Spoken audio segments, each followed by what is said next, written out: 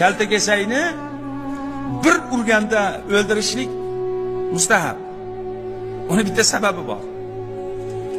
İbrahim alayhissalatu vassalomni Namrud degan badbaxt zolim olovga tashlaganida, haliga olovga kelib bu jonivor qattiqroq yonsin deb purkagan ekan. O'zi muncha bo'lsa u, muncha bo'lsa u. Uni purkagani nima bo'ladi uni? Bu bir, ikkinchisini eshiting. Buni qarshisidagi tomonni eshiting. Qaldirg'ochga ozor berishlik makruh yoki o'ldirish makruh.